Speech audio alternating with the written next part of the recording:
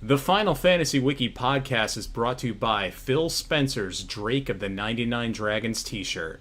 Because Phil Spencer is a real one, a true gamer, and his Drake of the 99 Dragons t-shirt lets you know that. Please think of how much he appreciates the deep, obscure lore and history of Xbox Game Studios as you look for your next job, all you former Microsoft team members.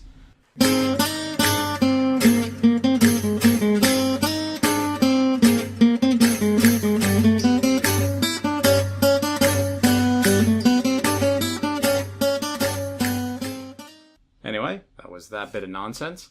And now the show begins. Welcome to the Final Fantasy Wiki Podcast, the podcast about Final Fantasy and wikis. Correct? That's what we do here? And card games. Children's card games. Children's card games. That voice, that's not one of the normal voices that I hear here. Yes, it's resident old man 8-bit back for my once every 5 years podcast. So good to be with you. Next time I'll have dementia. Special cameo appearance by 8-bit. And I think there's another person here. I'm looking for them now. I have also crawled out of my lizard cave at the mention of children's card games, which is the number one draw for old people. Yes, that is Yuanchosaan, long veteran of the Final Fantasy Wiki, and I think you had an episode last year, right? I think I was on a Final Fantasy 15 episode. Yes, it's been 1 year. This is your 1 year episode. And then all the other months, I guess we have the normal crew. This is how the program works now. So you may be noticing that this episode is a couple weeks late. I had a family emergency, which I do not want to discuss here. And we are now back on track. So this will be the June episode, perhaps, and then maybe there'll be a July episode. Or maybe this will be the July episode and they just won't be a June episode. I don't know. Life takes you places. So anyway, a lot has happened in the world of Final Fantasy and we need to talk about the news. Let me go back. I gotta go way, way back. That's May. That doesn't count. That's still May. June. Okay, so all the way back in June 2nd, 2025, Tatsuya Kondo, the World Ends With You director, he departed Square Enix after 29 years. He worked on The World Ends With You. I think he also worked on The World Ends With You, the sequel. What the heck was that thing called? Neo, The World Ends With You. Thank you for that. And it couldn't just be The World Ends With You too, could it? No, it had to be Neo. I actually thought for so long that it was a remake until Scafus was literally playing the game. I was like, wait, this is not original Toy. Well, there was a port on the Wii U, I think, and also the Switch, perhaps. That's the original The World Ends With You that came out a few years before then. And then they made Neo The World Ends With You, which was marketed very poorly because basically nobody played it. I'm like the only person that knows about it and liked it quite a bit. And he also, Mr. Kondo, worked on Final Fantasy VII as a character animator. And Hiroyuki Ito, legendary amongst these parts, actually was the director of Neo The World Ends With You. I guess they're like co-directors. The Hiroyuki Ito often replaces people as directors. He directed 9, didn't he? He did direct 9 and replaced Yasumi Matsuno for Final Fantasy XII.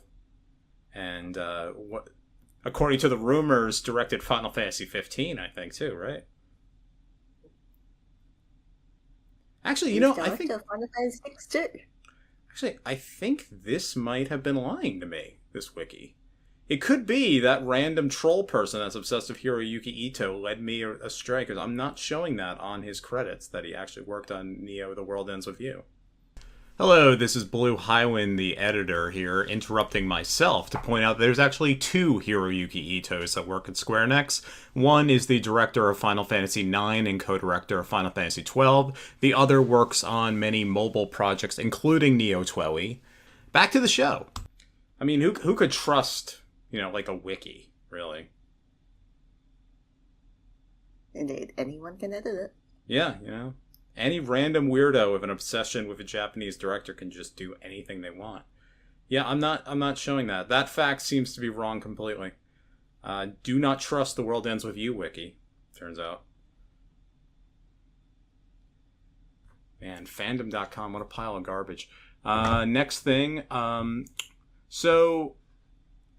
grabbed this news report before it became obvious what was going to happen, which was Yasumi Matsuno, the character I just talked about previously.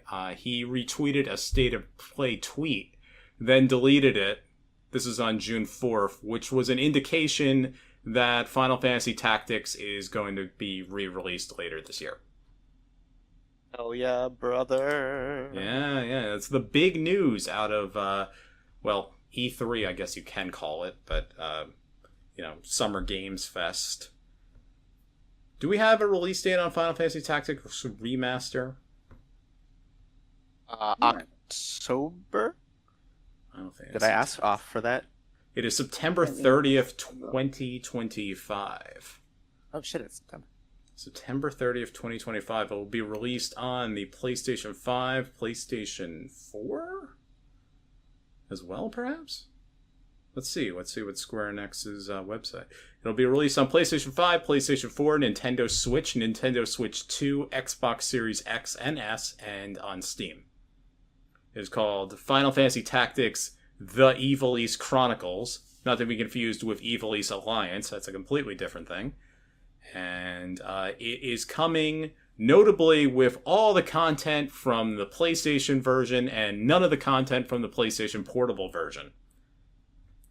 So that's been a bit of controversy. It's a bit sad. Yeah, people are very excited about this.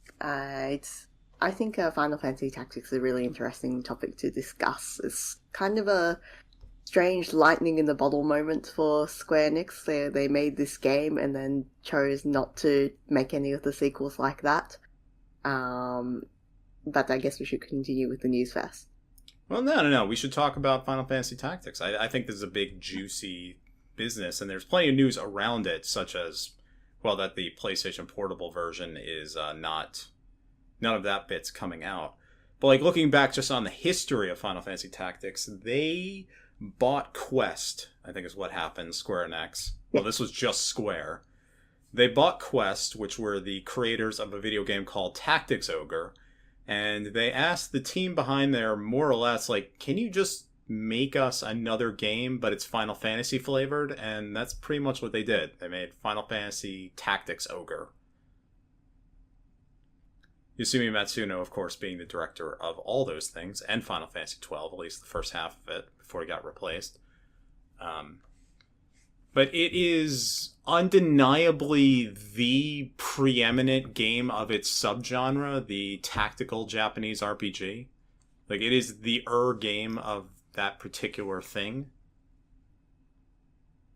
Yes, I think it's sort of strange because the idea of this kind of medieval tactical RPG is, of course, very popular. We can look at the entire Fire Emblem series. And Square Enix also appears to have tried to capture some of this again with, I got confused with all the things they released, but Triangle Strategy. Triangle Strategy is their most recent attempt. Yeah, that was a pretty good video game. Got but bad reception, but I liked it. I feel like nothing else has really captured. I don't know, I think maybe something special about the writing with it. And even if you look at the recent mainline attempt with Final Fantasy 16, where they sort of wanted to do political intrigue and then just kind of didn't. So I don't know, why does Final Fantasy Tactics have the juice that other games made by Square Enix does not? I think it's just that Matsuno is a big nerd for medieval history and really understood or wanted to get the details down of how a conflict like the War of the Roses or the 30 Years War happens and a kingdom disintegrates and all the weird factions that grow out of it and the various bits that just feel like random things on the side, or how one of the most important characters of that war is the Queen of Ivalice, who you never meet. She ends up being arrested off camera. I don't think she has a single scene in the entire game, but she's one of the two faction leaders that divide up the entirety of that country. And you would have no idea about this person unless you go and talk to people at the taverns and read all the side history stuff. It just feels like a world that's a lot of depth happening. There's a lot of movement going on well beyond the hero Ramza and his journey and his like quest to go and defeat demons. There's a wide character net, which I feel like a lot of more recent games have been kind of nervous to approach. I mean, the production value of games currently is high, right? But even if you look at 16, right, you get some of the Garuda lady, the Titan guy, they died before we really had any appreciable insight into them. Whereas Tactics was just milling people left and right. Like you said, okay, the queen is like off here, like we're just killing a bunch of cardinals at once, you know. It wasn't afraid to just introduce people, do a good job at, okay, this is the thrust of the character, and then just brutally murder them. And I think lately, I don't know, maybe just, again, production value, you got to voice these people, but it seems like games go for a more narrow character scope now. Speaking of, the new version of Final Fantasy Tactics will be fully voiced, just like the recent version of Tactics Ogre they released a few years ago. Ben Starr, Dice a Dog, hell yeah. Ben Starr is back, who of course was Why Clive is in Ben Final Starr a meme now? He gave like a completely unironic, excellent performance as Clive, and now he's like a meme that's used to sell video games. Okay. I'm very happy for the dude. The secret is that Ben Starr is very handsome and looks good on camera. He's charismatic. And also handsome, yes. He does have the juice, he has the sauce. He could probably work in live action if need be, but he ends up being a voice actor and a quite good one. But back on like Tactics, I feel like, I don't know, what was I trying to say just a second ago? I might have already gotten to the point, but like there's definitely something very interesting about that game's view of politics and just the level of cynicism occurring in it, that even even to spoil the ending is that history is written by not even necessarily the victors but by the survivors of the conflict, and everyone's conception of who the real hero of the story is completely wrong. I wonder if some of it is to do with Matsuno's background, which is he did, sounds like, most of a degree in foreign policy and also worked as an economics reporter. Yeah, it could be. Tactics Ogre was inspired by the breakup of Yugoslavia and all those wars.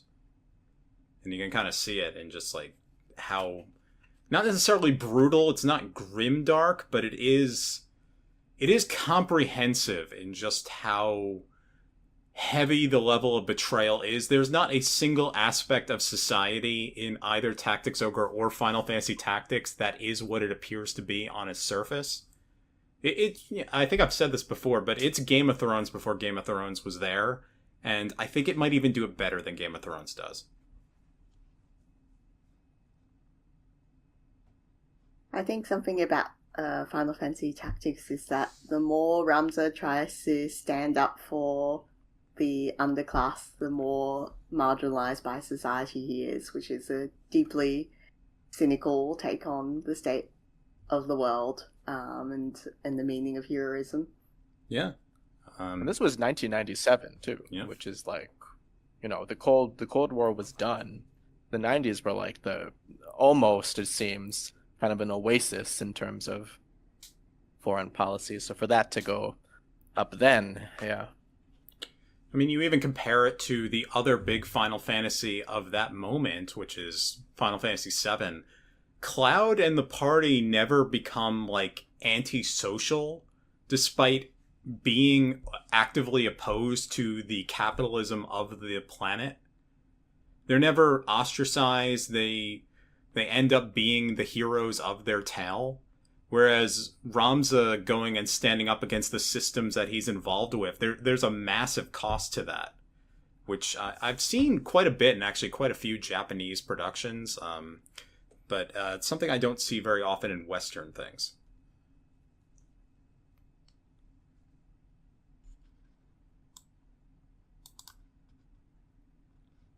All right, maybe we should go on to the next piece of news because I think there's a lot to get through. There is actually quite a bit.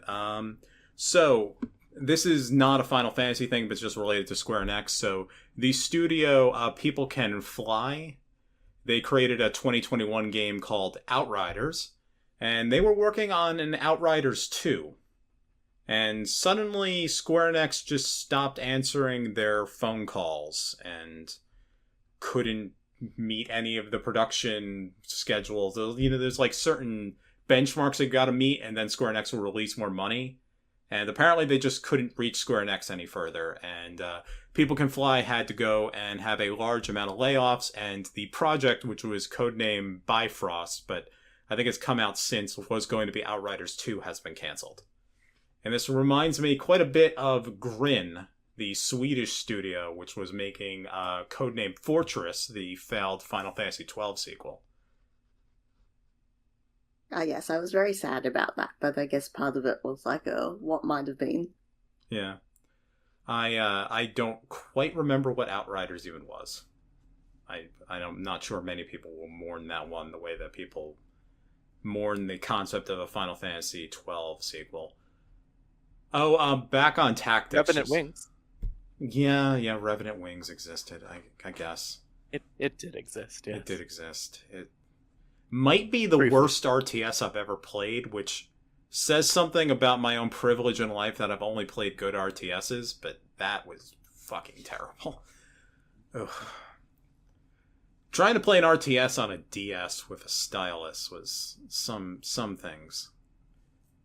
Back on Tactics, I forgot this little detail, which is that Tactics is being made by Studio 3, Creative Studio 3, so that's the same studio that made Final Fantasy 16 and is making Final Fantasy 14, which is just weird. I don't know why Square Enix is kind of forcing this one team to do basically everything. And this is why that Tactics remake, which we've been talking about on the podcast for like 5 years now, finally got released because Studio 3 has just needed enough like leftover time to finally do the thing.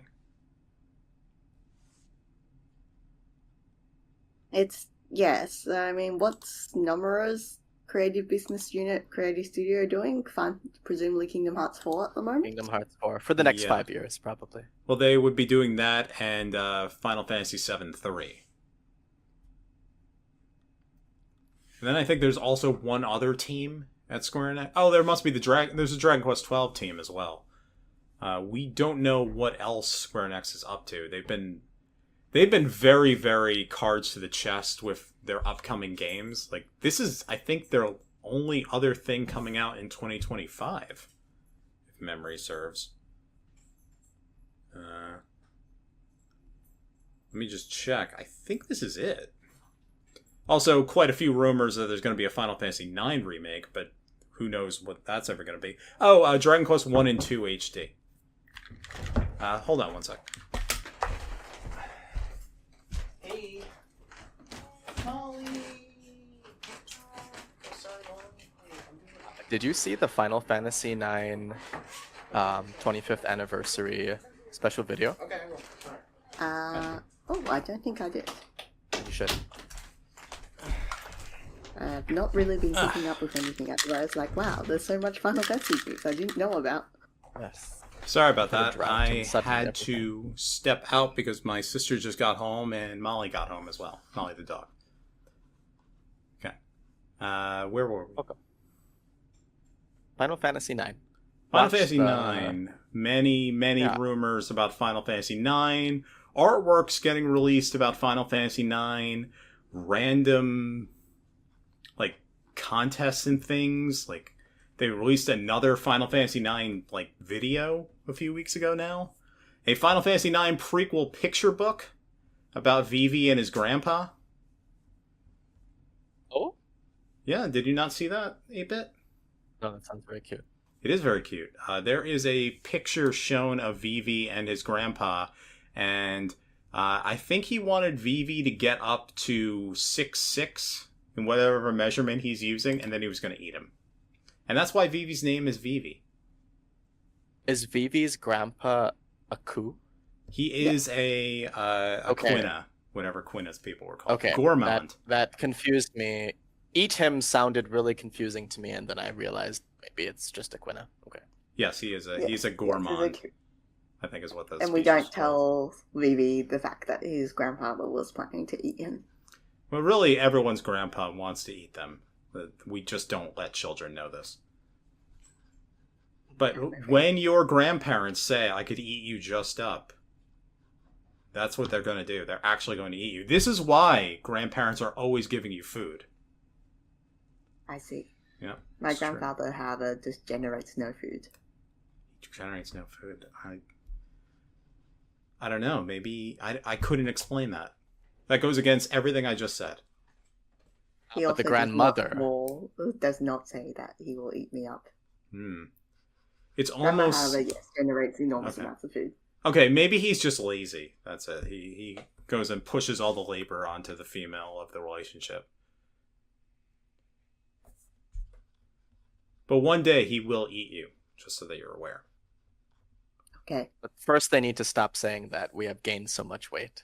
This is also the conflicting things that grandparents say to us, that we are getting fat. Yes. I've had a Jewish grandma, so all I ever heard was that I was too skinny, which was not true.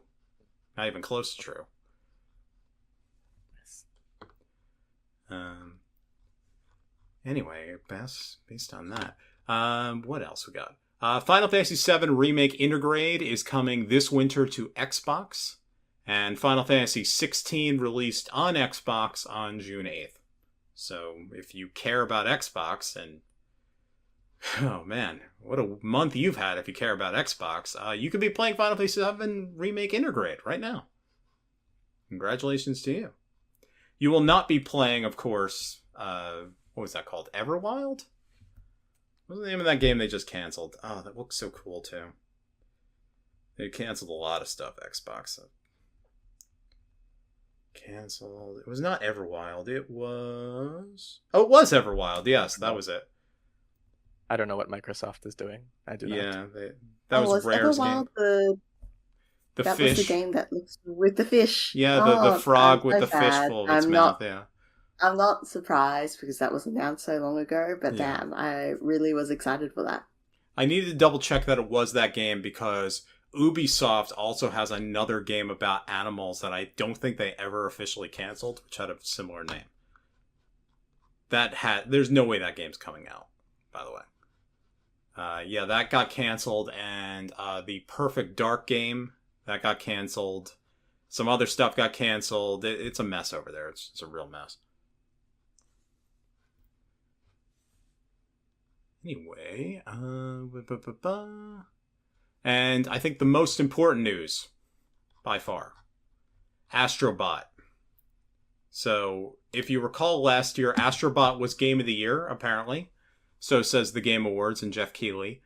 But one thing it was severely lacking is any Square Enix representation of any kind. It was really weird because they had all kinds of random crap, but nothing from Square Enix on any level.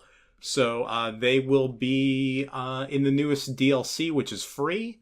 You're going to get Final Fantasy VII's Cloud, Final Fantasy VII's Sephiroth.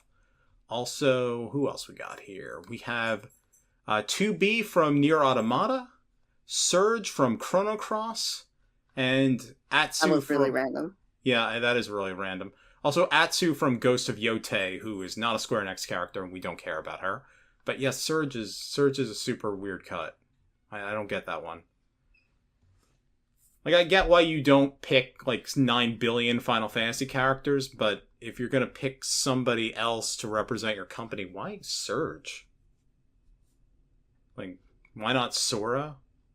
Why not anybody Sora's from... probably tapped in 5 million Disney contracts, so... Yeah, I can kind of see that. But it's been 9 months since that game came out, so you think they have been able to do the legwork. Or why not anybody from Dragon Quest? Dragon Quest VIII protagonist. That's a Sony original. I wouldn't say the Dragon Quest VII protagonist, because Dragon Quest VII sucks and is way too friggin' long and boring. How about Aya Brea? Or I feel like that's kind of like a cut, like that's a surge level cut. You're right. How about the bouncer? You can get the bouncer in here. Ashley Riot. Ashley Riot is equally as deep a cut as Surge. Ashley Riot might be a deeper cut because Surge's video game at least got released recently. Fang from Xenogears.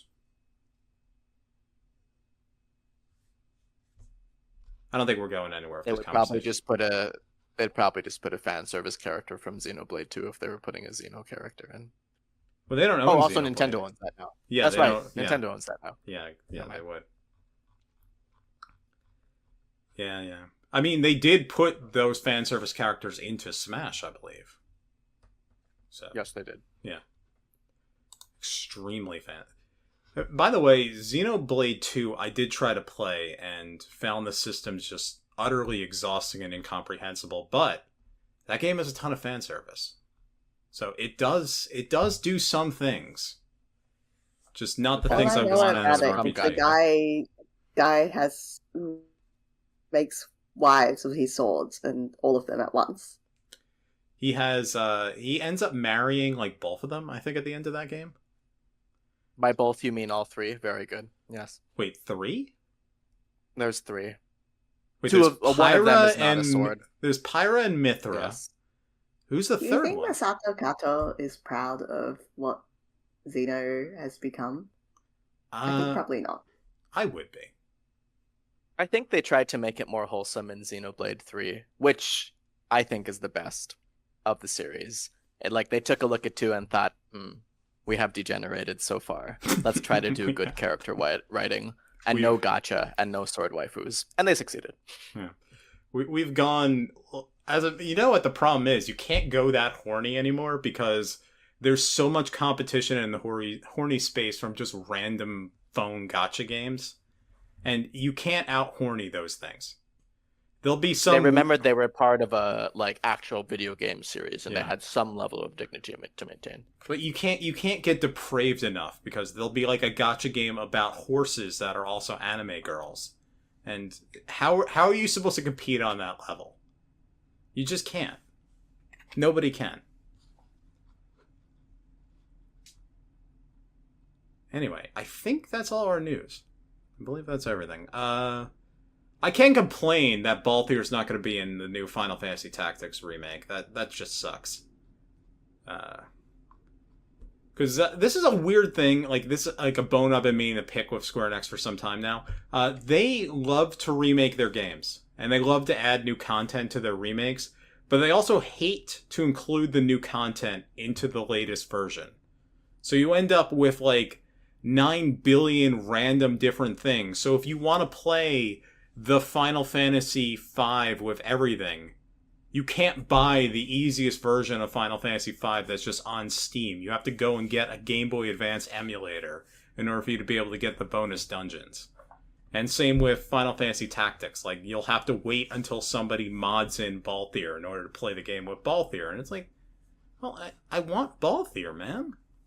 Give me some Gideon Emery. The dude's awesome. He's one of the most broken characters in that game, which... The game does not need more broken characters, but still, I want me some Balthier. He's got such a great intro cutscene as well. He does have such a great intro cutscene. It's the best cutscene in that game. The PlayStation Portable version does have some voice scenes, if you don't remember this, and most of the voice acting is pretty bad, except for Gideon Emery's one scene.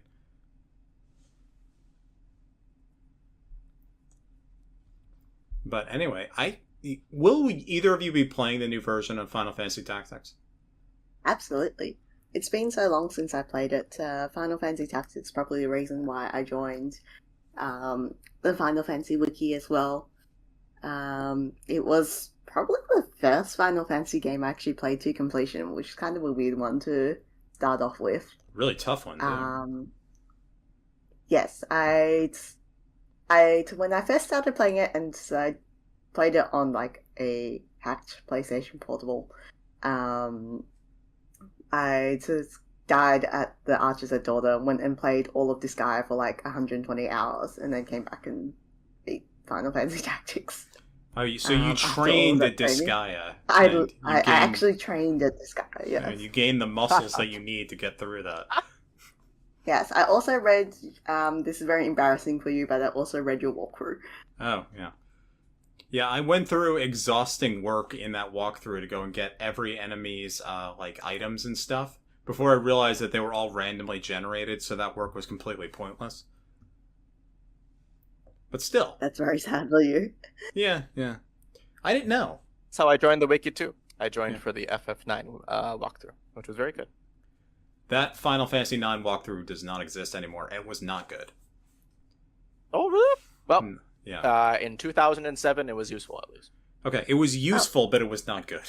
In 2007, it succumbed to, let's say, 2007 levels of humor, and I could not abide for that to continue to exist. Okay, you were 13 years old. By the way, the Games Done Quick was on this past week, and someone did speedrun Final Fantasy IX. Oh. It's like a 3.5 hour long speedrun. That's pretty damn fast for that game. Yeah, they skip all the cutscenes. There might have been the Kingdom Hearts Birth by Sleep was also one of the speedruns as well. I'm not sure if there were any other Final Fantasy games, but there's usually one or two. So if you're excited to watch speedruns, then usually there is a Final Fantasy game or two which is being played during the time. I catch the Blueprint speedrun and that, and even in the speedrun, people were getting annoyed because things were not going the way that they needed to. And that's why I hate that video game.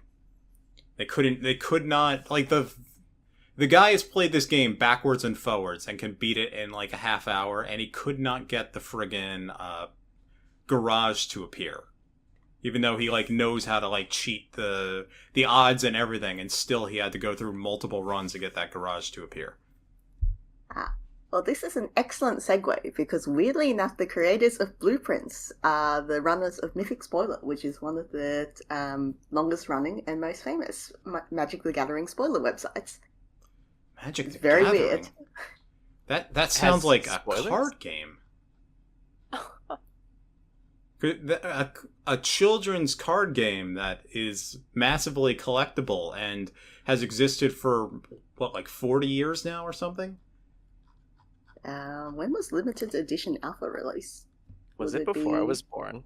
Was it 1987 I just know or people something? played this in high school, and... Oh my god. No, limited edition alpha was released in 1993. It was released 9 days before I was born. So not 40 so years, indeed but it is nearly for children. 30. Okay. Yeah, totally not for adults. Mhm. Yeah. Elder millennials are not the core audience of this game, for sure. I could say in high school, I looked down on the people playing Magic the Gathering, and then went home and wrote a wiki. So, just... Well, I'll do you one better, in which I was one of the kids playing Magic the Gathering and also went home to write the wiki as well. So I'm definitely bottom of the totem pole here.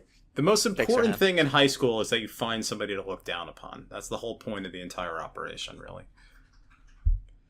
Anyway, I have never played any Magic the Gathering, but you two have, which is why you're here, actually, because there's a big Final Fantasy expansion for Magic the Gathering. Cloud Strife is there, and Sephiroth, last name withheld, he's also a card now. And Squall is a card, and not a Triple Triad card, but a Magic the Gathering card. So... Triple Triad is also a card. Triple Triad is a card?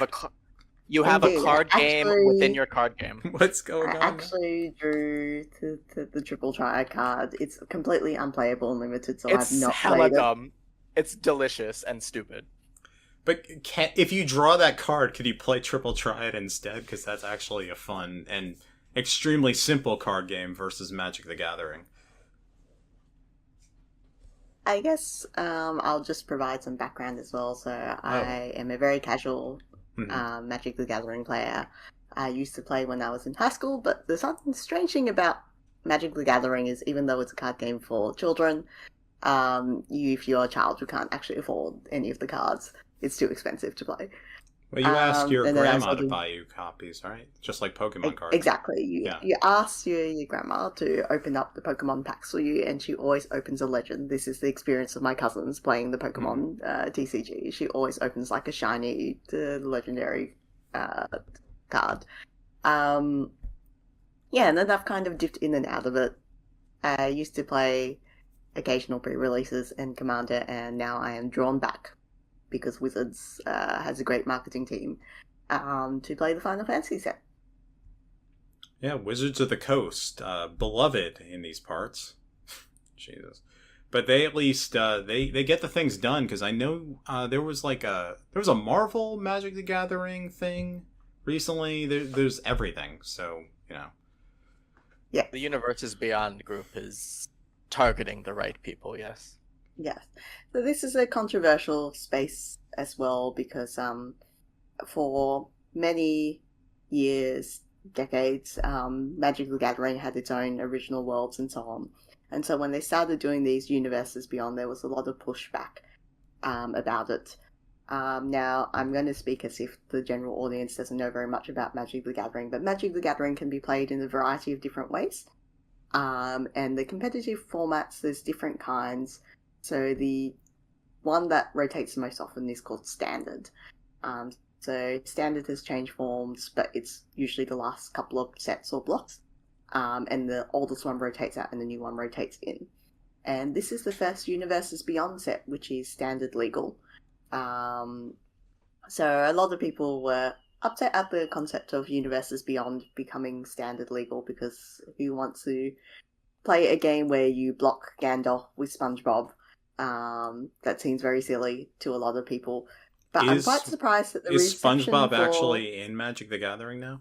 There's a SpongeBob secret lair, yes, I believe so. I believe that was in fact announced. There's so much content nowadays that I stopped following spoiler season because it's like eternal spoiler season.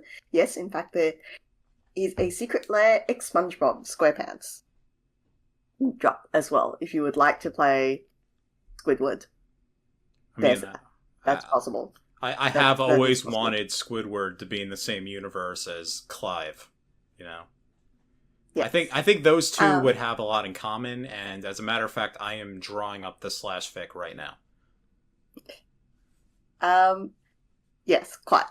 I'm very distracted by this.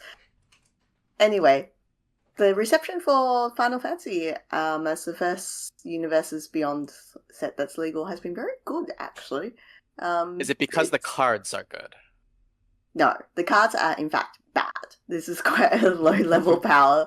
Power set.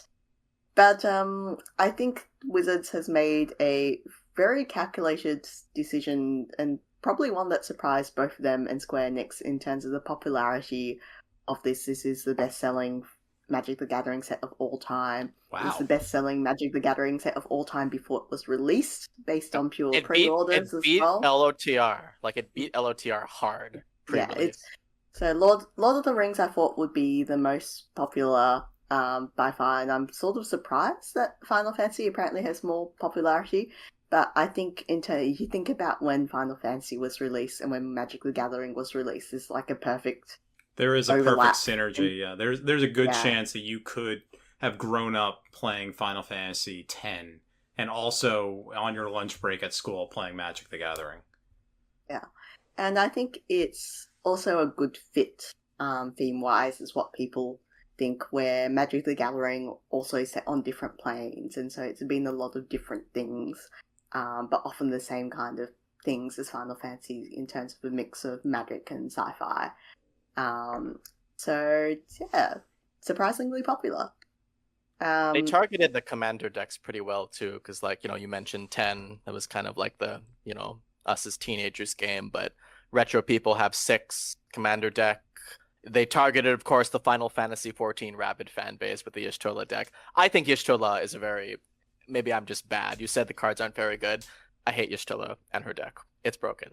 Anyway, they did a good job with the 4 commander decks, I think, with a wide appeal. So Y'shtola is one of the 4 commander decks. Who are the other 3? Era, Cloud, and Tidus. Ah. Except you play Yuna instead of Tidus in his deck because Yuna is correct. And Yes, the main character of Final Fantasy. Yes, I was just gonna say. Each deck has got an alternative commander, so you can play Yuna or Tidus, or you can play Celes or Terra.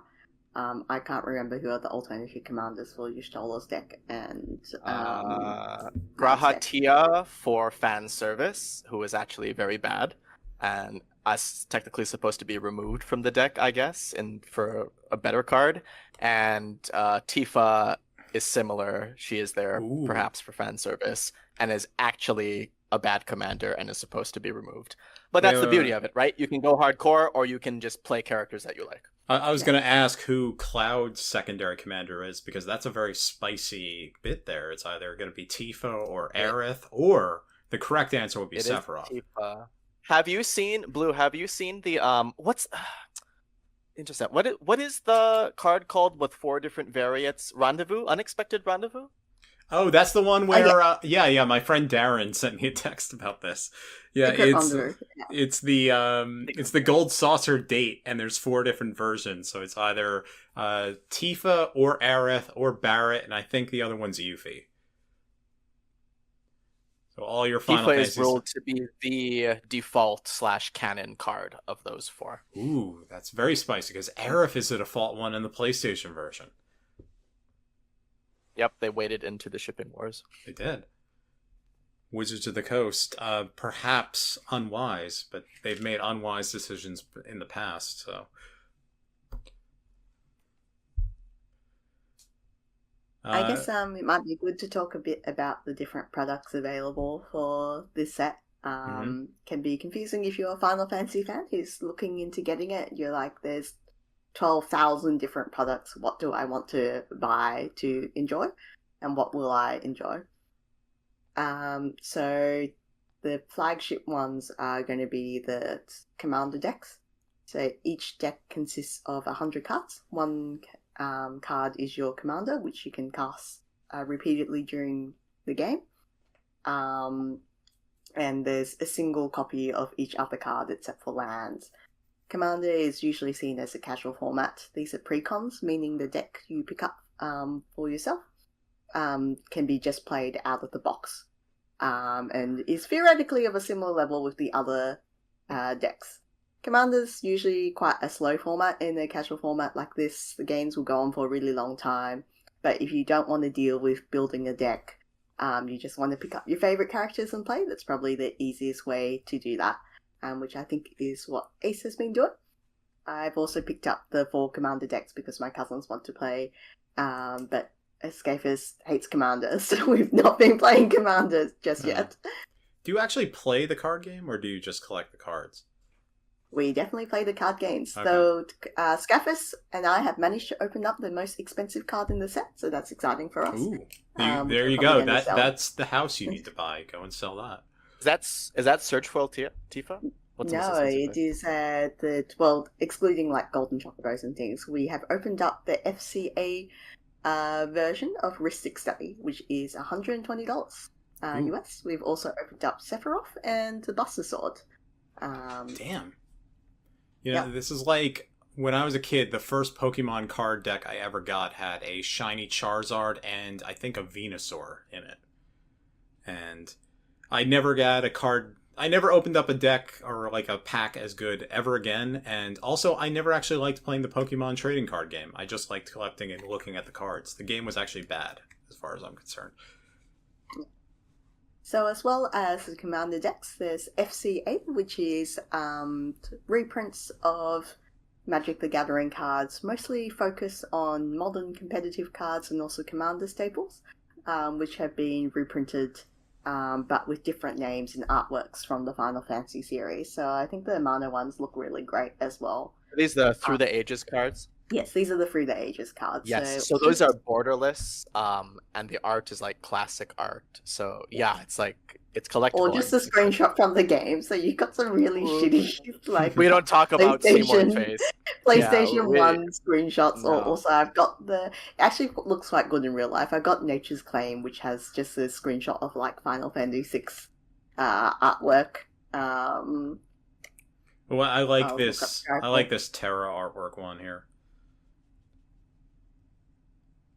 The Amano selection is quite good. The Amano ones are very good, yeah. This screenshot off of a PlayStation 2 of Titus and Yuna, that I don't particularly care for, but... Yes, that's the Ristic Study one, yes. Yeah. Which is a Commander staple, and hence why it has a very high price tag. A and then, screenshot of Edia. That is holographic. Oh. Well, there you go. That's a life goal right there to have that card. And then, of course, there's simply the Final Fantasy MTG set itself, which can be played in Standard. Cards will be legal in the other formats as well, like Modern, Legacy, and Vintage. And in Commander 2, the VV card is hilariously broken and is going to be snapped up by everyone. It's very expensive at the moment. And you can also play limited games, that is sealed and draft.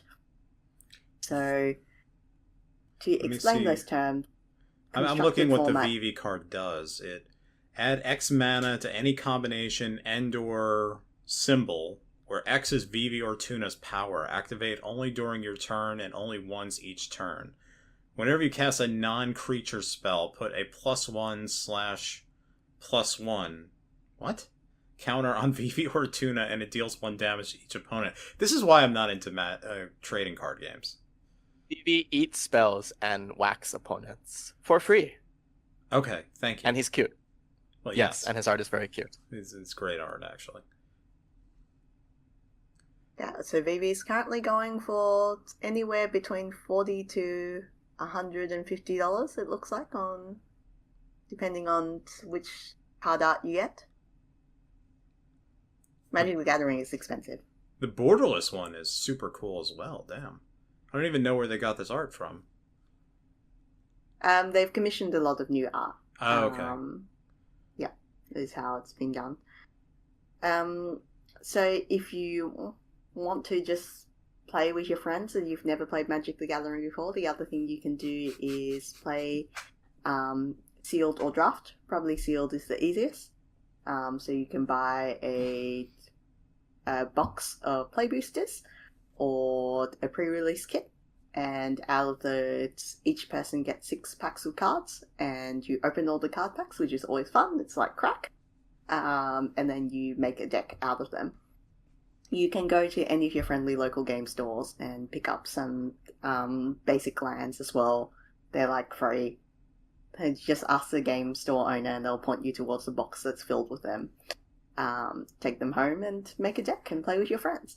This has been a really fun deck, a very fun set for draft, I think. It's low powered, but it's pretty well balanced. And so Skyfist and I have had a lot of fun playing. We played one sealed game, or one set of sealed games, and then we've played a lot of draft as well, but Winchester's draft, because it's just the two of us drafting.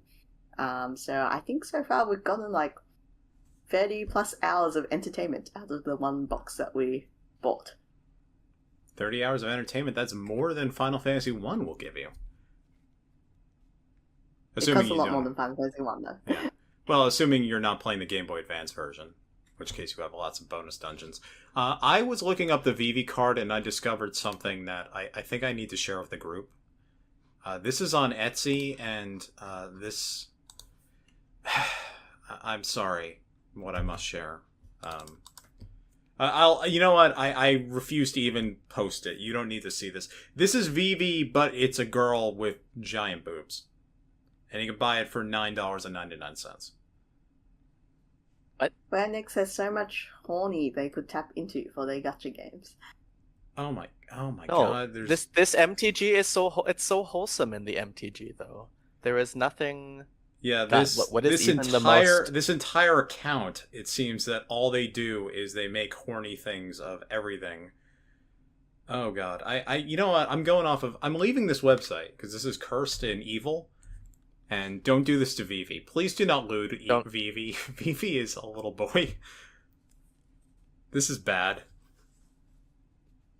The art quality that was arranged for is of very high quality, and it is not pandering. it is very good. Yes. So, no. Yes. Support the official release. Do not buy gross Yes. Etsy cards. Yes. But be careful when you support the official release, because Yeah. you might buy too much. You might buy another box set when you go with your friends to the game store, and then you might look on the devil's website, Amazon, for cards that you want. Just be careful. Yes, if you want specific cards, guys, if you've not played Magic the Gathering before, buy singles. Just buy the card you want. Do not buy packs. Do not if you buy. want Do the not joy touch of, it. if you want the joy of opening up packs and playing draft or sealed, then buy packs. But if you want specific things, you're trying to build a constructed deck, just buy singles. That is my PSA. Oh, the other product, so be careful if you want to buy a box of boosters. The play boosters are what you want if you want to actually like play the game with them. And then the collector boosters are much more expensive, but they contain all the like more special edition cards.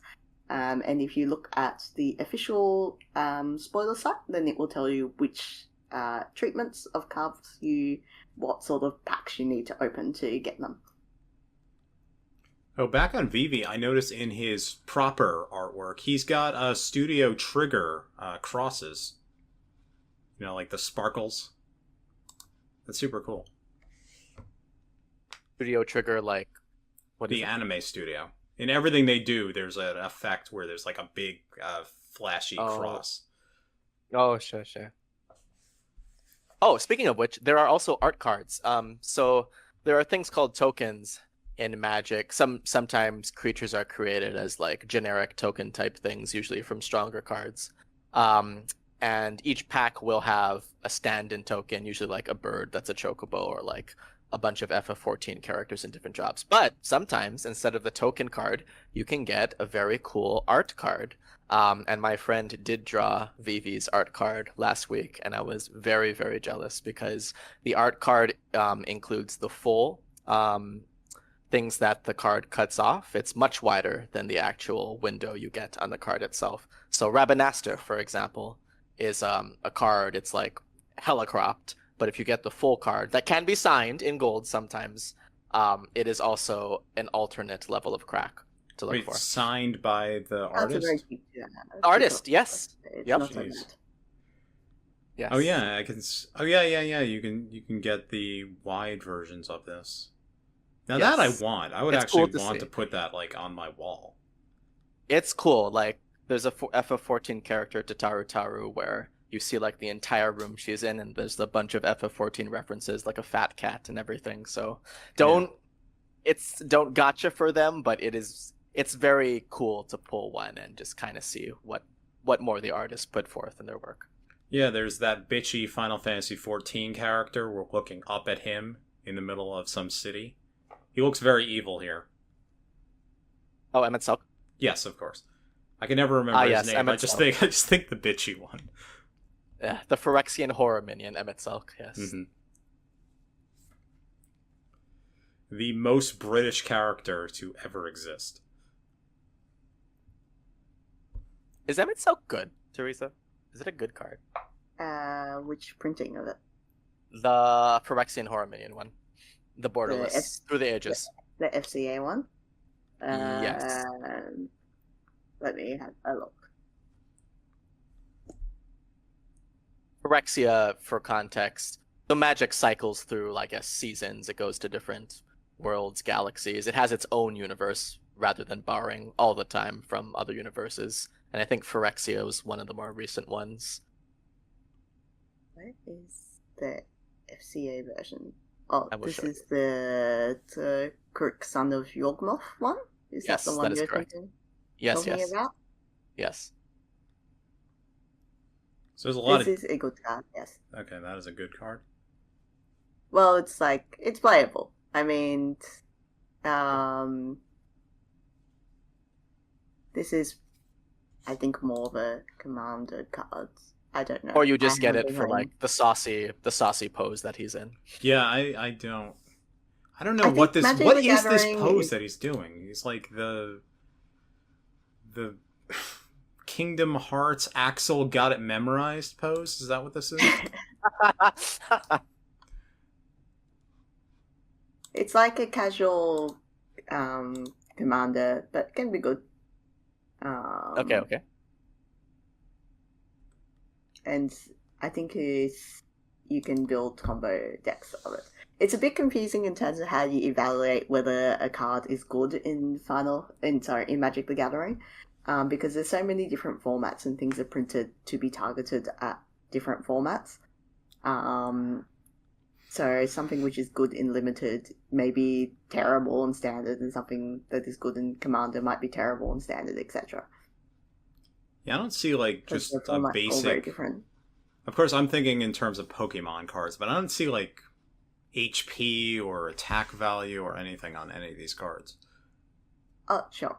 So if you look in the bottom right corner, then you see like VV is a 0/3. So that means VV has 0 power and 3 toughness. That's so true for him too. Yes. So whenever you cast a non-creature spell, you put a +1/+1 counter. So once you do the first one, then VV is now a 1/4, who would be able to add 1 mana. So VV is great because VV is pretty cheap. VV is mana, like it's ramp. And VV also burns the opponent and also gets bigger, and therefore harder to remove. So if a creature's toughness is reduced to 0, then the creature dies. But it doesn't, at the end of a turn, let's say you do 2 damage to VV, because VV's blocked something. Let's say VV blocks Emmett Selch. Neither of them die, and at the end of the turn, VV is a 0/3 again. So you would have to do extra damage on the same turn to VV to kill VV. Oh, you regenerate. You don't kill his VV power. because it's VV. Yeah, no, I could never live with myself. Yes. Even though VV is a broken card, like I didn't realize that was a 0 cost. So for free, VV just gives you a ton of mana. Mana is what you need to play cards, as the cost listed in the upper right. So this is like the key to like degenerate things happening. That's so broken. In Commander. Yes. Beautiful. Yes. Deserved. So VV, I imagine, will end up being unofficially banned. That's what this sounds like. Nope. No. Magic the Gathering is degenerate, so you have to be much more degenerate than this, I imagine. Okay. But I don't play competitive, so it's hard for me to say. Yes, and as well as you can play Magic the Gathering from as casual as you like to as competitive as you like, if you have a ton of money. And so I wouldn't worry too much if you're just getting into the game. Play with your friends, play kitchen table Magic to start out with. Don't go to your local game store and get completely wiped at Friday Night Magic. But pre-releases are pretty casual as well. And so if you're playing kitchen table Magic, then usually there's like Commander, it's Rule 0. Everyone in the Commander pod should be having fun, and so you should come to an agreement as to what is allowed to be played and what is not allowed to be played, because if you bring something uber powerful and everyone else is playing their precons out of the deck, then no one else is having fun except you. I mean, I think if you're new to Magic and interested in Final Fantasy, you and a friend each get a commander deck that you like, based off of a game that you like. And if you're willing to be a little bit more spicy, maybe you could split like a bundle. There's I think a $90 bundle that comes with 2 guaranteed shiny cards and I think 10 packs. And you just open up a bunch more cards and maybe you throw some stuff in that you like. But yeah, pre-con versus pre-con is a good casual playing field. $90 though. Ugh. I know people will completely destroy their financial anything. They'll take out a third mortgage on their house for this shit. I know. But still, $90. I'm weird.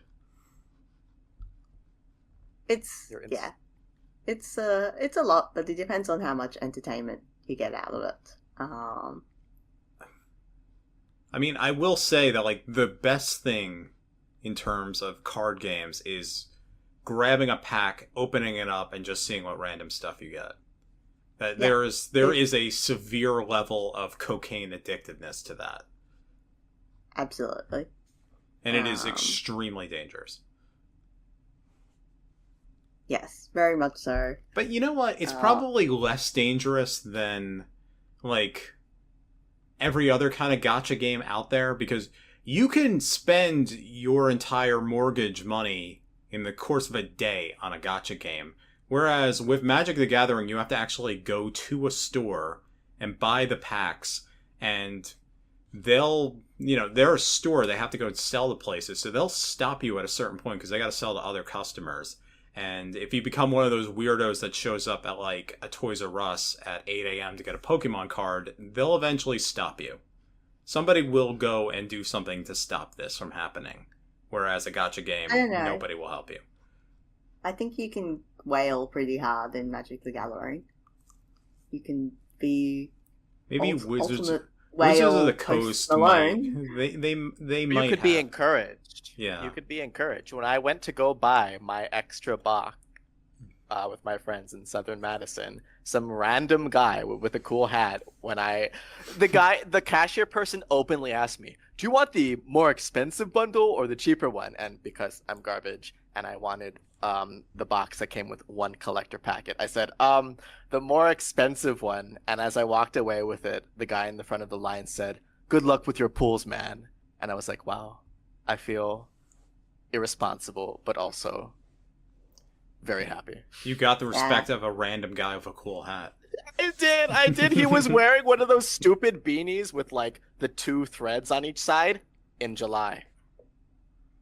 This is the gamer gear. Oh, he was wearing like a winter hat? Yes. It was a thick beanie with like the little threads on each side that you can tie together.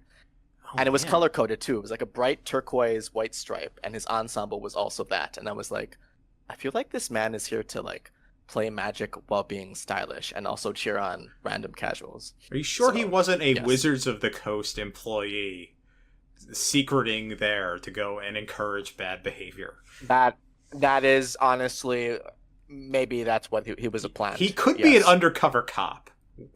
Wizards of the Coast cop. Every poor scrub that he gets to buy the more expensive bundles, another, bunch of money in their pocket. So, Gafers went and bought another box because the plan was the cousins wanted to play Commander, and then I said we would buy one box, the cards would come back to us, and we will play drafts with everyone. We played one game of Sealed, and Gafers was like, I want to open all of these cards ourselves. Why do we have to play with your cousins? And I was like, but we said we would. And he said, can we buy another box? So I said that if he does the garden by himself instead of hiring someone to do it, he can buy another box. And the garden is being done now, and there's another box in our house. Is he doing the garden now? He is doing the garden. Okay. Right. See, Magic the Gathering is part of a healthy lifestyle. Yes. We have a healthy lifestyle where I'm currently winning like 2-1 to Scapus because which is good because I am much saltier than him when I lose. Oh, yeah. I have not won a single game in my 3-person triangle of Commander, but I still have a nice time because I get to put lots of counters on Lulu and Waka, and then they die anyway, but it's fine. I'm told the tabletop simulator version of Magic the Gathering works pretty well, or you can play Magic Arena if you don't want to endorse piracy. And also there's the good old Cockatrice, which is jank, but it's been a way that people play Magic the Gathering for free for many a year. But you didn't hear me saying that. No, I did, and I fully endorse piracy here. Now, that's not the Wiki's position. That's just the Wiki Podcast producer's position. Is this podcast endorsed by fandom? No. Oh, no, you ragged fandom in the beginning. In no way at all is it endorsed by fandom, no. Yep. If fandom did come along and want to... Actually, you know what? Fandom doesn't need to know about anything that happens here. Because I've ragged on them so frequently over the last 6 months, especially after the whole giant bomb thing happened. And, yeah. I was going to ask, what was the card you were most excited to play with what's the card that's had the most value for you, fun experiences with the Final Fantasy set? So, what's really cool about the Commander decks, I feel, is that each deck really digs deep into its respective game. Like, 6 just had all the characters. The only Commander deck I bought was from 10. The art is really nice. So, Sin is a card. It's very expensive to play. The whole gambit with FF10 is you put, like Teresa said, you could put +1/+1 counters, so you incrementally boost the power and toughness. And 10's deck just floods the field with that. So I didn't win with this, but I got a move where I used Sin to steal 12 of my opponent's little counters. He played Siegfried from the 6 deck. And I stole them all and doubled them. So I had a +31/+31 Sin because Yuna summoned Sin, which seems not correct from a lore standpoint. That does seem bad, yeah. Yes, Lore-wise. I feel like I've used Yuna to summon Sin more than actual summon cards. I think I've done Valifor, Ixion, and then Sin 3 times. Oops. Anyway, it was delicious, and I had a giant floating whale that was going to kill everyone. And then someone else played like a 4-cost white spell and evaporated it. Yeah. Well, rest in peace, Sin. It was fine. It was delicious. I was the antagonist for a short period of time. The arch enemy. Yes. Does Yuna die when you summon Sin? Or no? No, Yuna, you tap Yuna. So tap means like you're use the action, can't do another action that turn. Okay. I guess the in-joke with my 3-person group is that we are every game is a new opportunity for Yuna to expand her harem. And Sin is, I guess, always the bridegroom. But first it was Yuna and Waka and Lulu all together. Oh, sorry. No, good. No, sorry, it cut out, Oh. so I thought you'd stop speaking. Oh shit! Oh yes, and then I had Yuna and just Seymour for like 3 turns in a row, which was Ew. the most cursed timeline. Ew. Yep, Yeah, I had don't to like I had to Yuna. apologize for that. Uh-huh. But most of the time it's been me just drawing Sin randomly, and then it's just Yuna and Sin. Managed to draw Yuna, Hope Aspira, but I think Yuna has been killed every single time she has hit the battlefield, or I've instantly won.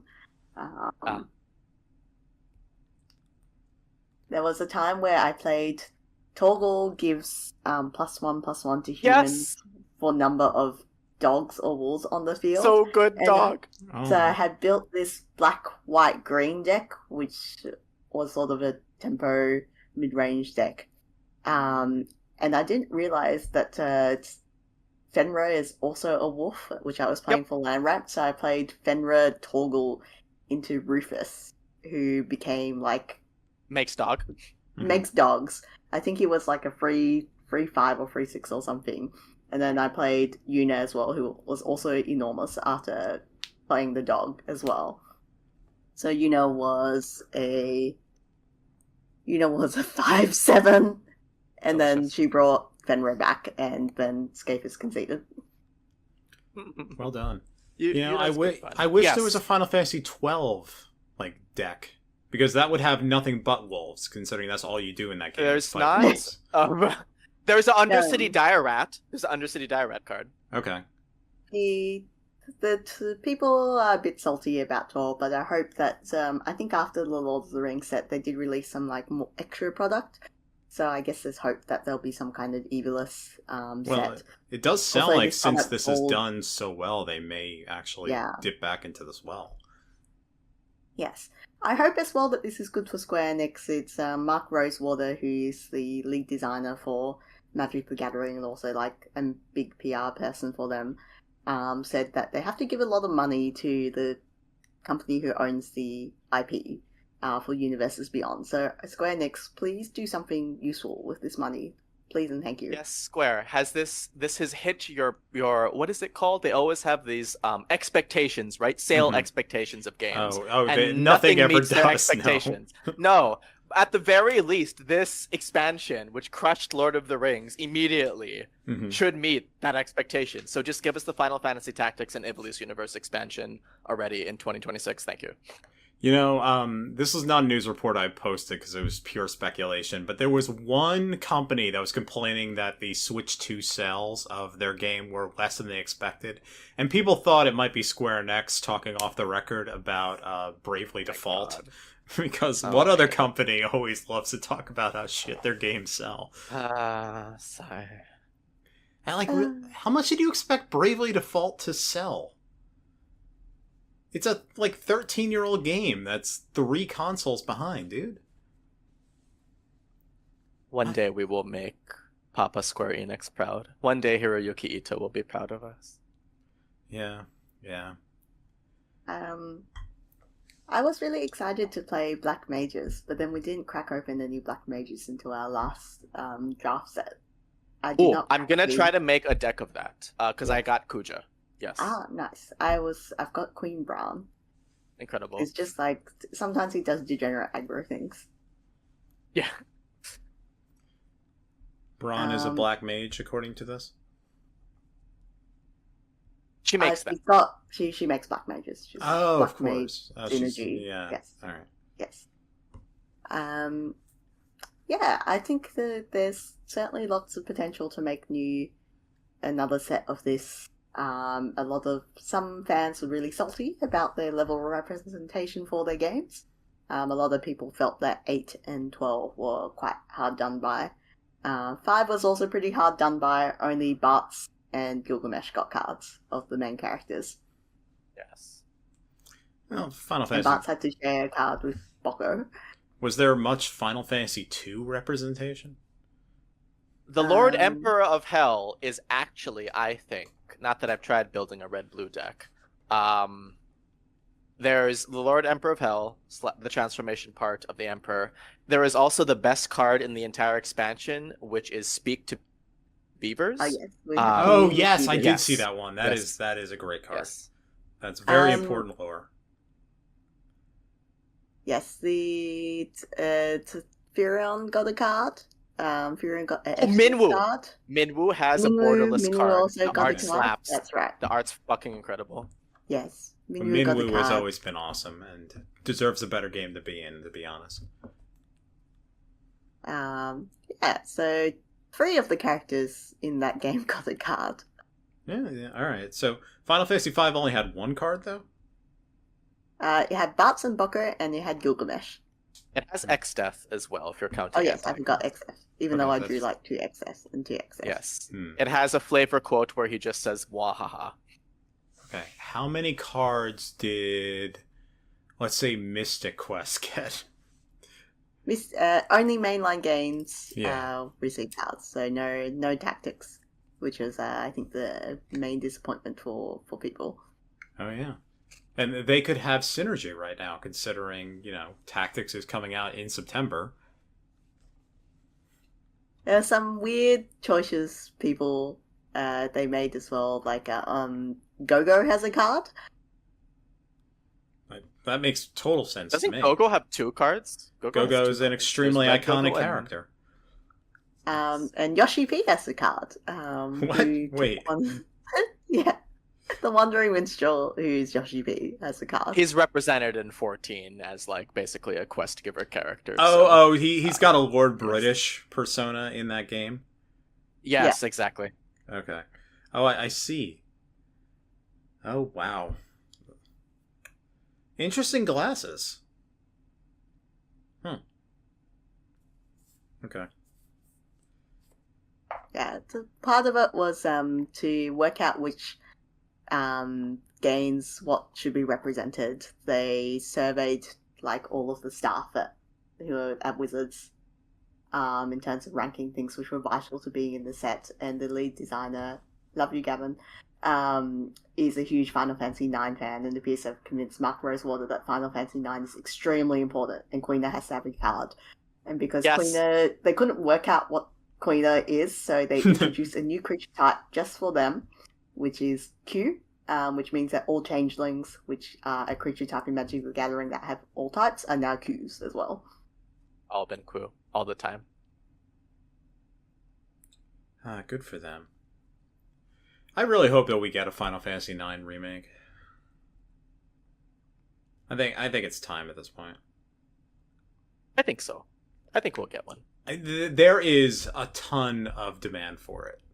Like they've been like, whether they meant to or not, they've been like slow burning people to the point that like if this all goes nowhere, there's going to be a small riot of people very upset. Like it just turns out, oh yeah, we didn't actually intend to release anything. It's just Final Fantasy IX's 25th anniversary. And rumors are rumors, but come on, dude. Well, Tactics took like what, the 5 better part years. of a decade. Yeah. So yeah, so I think they will. I think they know that 9 is the one with the most desire for a remaster. So I think it'll be in the pipeline. Oh, 8-bit, you actually were more correct than I was. The species of Quinaquin is actually a Q, not a Gourmand. I think Gourmand is just Quina's also... like unofficial job in that game. Title, yes, a Steam title. There are also many frogs in MTG. You can make a frog deck with Quina. Yes, that's true. You can make Quina the commander of your frog deck or one of the 99. This is the beautiful thing about Magic. I got the frog token from the set, which features a tiny Quina in the background looking hungry. I have put Quina in one of my decks. I don't think that Quina was great in it, but yes. You can just make meme decks with your favorite character in Magic. Like, that's worth $100. Like, just do it. Yeah, have fun. One thing that worries me, though, is if there's a Final Fantasy IX remake and it's voiced, what could you imagine Quina's voice to be like?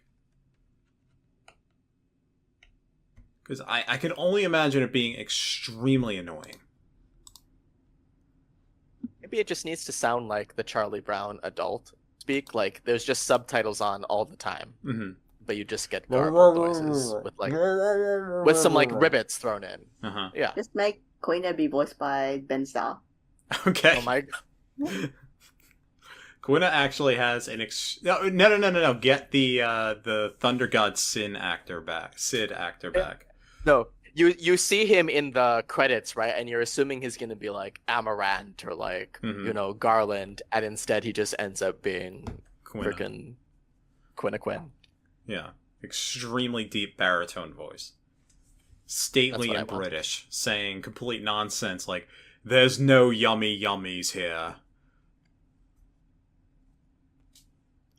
And Amaranth actually has a high-pitched voice. It would show breadth for Ben Starr. Like, yeah, it's okay because no one will play him anyway, so it doesn't matter. Amaranth is Shinji. He's Shinji? Like, who's Shinji's voice actor again? Spike Lee? Spike Spencer. Of course, sorry. Spike Lee as Shinji. That would be very interesting, though. That would be weird. It's like how Hayao Miyazaki became obsessed with having Hideaki Anno being the voice actor for one of his characters. Oh, okay. Oh, I do see the frog card, and yeah, this is going to end very poorly for this frog. He doesn't know it yet.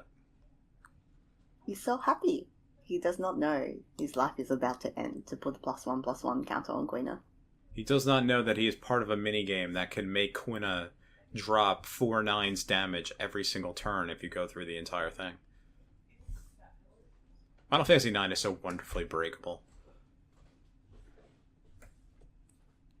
Anyway, at the end of this, have we convinced you to play any Magic the Gathering? Absolutely not. No. Ah. I could. Well, unfortunately, the problem is that all these have kind of like apparently sold out or whatever. I would buy just one deck of Final Fantasy Magic the Gathering things and just accept what cards I have. And then, I don't know, put them up at my desk at work or something. I would never, ever actually want to play one of these card games. I'm sorry to say. Not to be a spoil sport. That's alright. Card games aren't for everyone. I would play a competitive triple triad game if one were made. Because those take about 10 seconds to go through. Final Fantasy VIII Remake sometime in the 2030s. Please look forward to it. Yes. We can get the same and plus rule, and then you think you're about to win, and then I drop that one card, and then boom, everything gets flipped. You're done. That is gaming. Have we said everything that we mean to say about Magic the Gathering? I think so. Have we sufficiently gathered all of the magic? Yes, it's all in Vivi's perfect, immaculate hands. Yes. And one day, Vivi will play with SpongeBob SquarePants at a middle school lunch as two children play card games against each other. It's already happening. Oh, the SpongeBob one's already out? I believe so, yes. Okay. Yeah. Yeah, so the Lord of the Rings theme holiday release involved having 24 new cards, I think. So maybe we'll be able to see some more cards for Final Fantasy, for things that did not get scenes. Or we could just see more Final Fantasy 7 and 6 cards. That's also possible, and 14. Mm-hmm. What would be the stupidest and dumbest, most random card they could possibly get from any side game other than Mystic Quest, which I already just mentioned? Surge from Chrono Cross. Surge from Chrono Cross. It's all coming together. It is all coming together. We did a callback. Let's say all of a sudden... Oh, you get an All the Bravest card. That's what you want. That's the kind of deep lore that people want. Shulk the Transparent card. Everyone's favorite moment in this series. Alright. So, we should wrap up then, right? I'm good. I think so. I think we all got everything that we did. Okay, so this is the June/July episode of Final Fantasy Wiki, the podcast.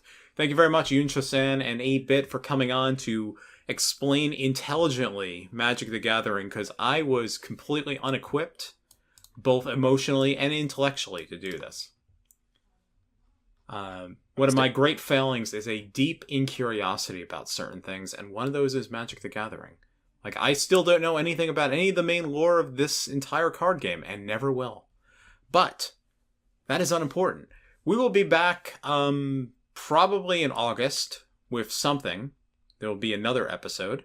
And I have been your host, BlueHighwind, and your podcast producer and audio engineer of sorts. You can blame me for all failings here. The podcast music is La Montaña de los Jovenes Caballeros by XPRTNovice off the OC Balance and Ruins soundtrack. And that's everything. FinalFantasyWiki.fandom.com. That's the website where you can go learn all about these Final Fantasy Magic the Gathering cards. There's also probably a Magic the Gathering fandom.com. You don't necessarily need to use the fandom wikis. I don't care. And that's everything. I will be going to bed. Thank you so much for listening. Have a great night.